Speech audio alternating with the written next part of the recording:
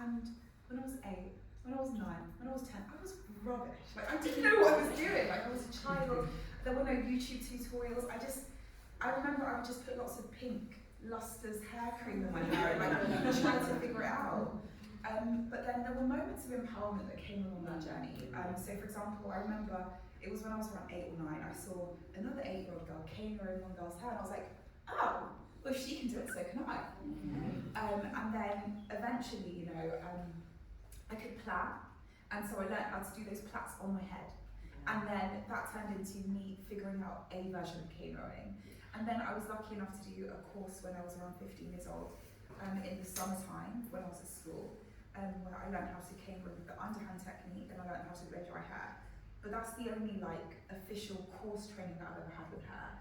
And so that's why your question resonates so much with me, because I don't have those papers and those certificates to say, oh, you've achieved this and you've achieved that and you can do this. For me, all of my experience has been learned on someone's head. I've touched thousands of heads, and that's something that I have to tell myself now. I'm like, Lisa, you've been doing this for years. And I used to think that the things that mattered the most were about producing a perfect hairstyle. But my value now, my mission is that it's the hair of the person that matters more. The hairstyle doesn't come first. Their hair comes first. Their scalp health comes first. Their roots, because we know, I'm sure that every single person in this room can relate. We have these beautiful hairstyles, but we also know about that monkey on our shoulder called traction alopecia.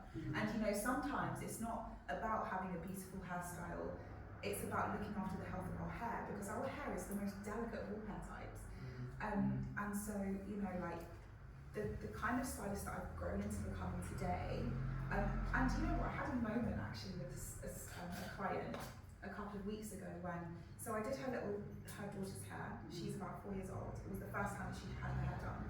And her mother came up to me afterwards and she said, the thing I loved about your service is how gentle it was. Because when I was a little girl, I used to have my head on in the market, and then my head would be between someone's knees, and then it would get yanked, and it was just a horrible experience. And for years, because of that experience, she hated her hair. And then in that moment, that's when I realised, I was like, wow, I created my own lane here. Because for me, it's all about the experience. It's about creating a safe space for my client. And for me, as you were talking about, you mentioned healing. And that resonated so much with me, because we have the power to heal each other through our hair, but we also have the power to heal ourselves through our hair. When we take our time to do our wash days and do our detangling, and we can make it a ritual of love for ourselves, or we can create that ritual with love for someone else. For years and years, you have mothers doing daughters' hair, we have sisters doing sisters' hair, we have friends doing friends' hair.